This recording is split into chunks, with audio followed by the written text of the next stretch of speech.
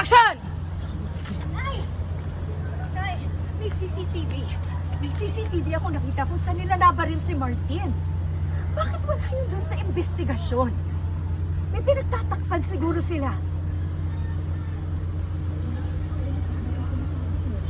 Nay, yun na yung ebidensya natin na tinaniman lang talaga nila si Martin ng baril at droga.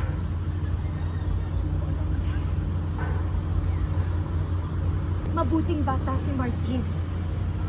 Hindi yun nagdodroga. At lalong hindi yun manlalaban. Dahil wala siyang kalaban-laban sa mga hayop na yon.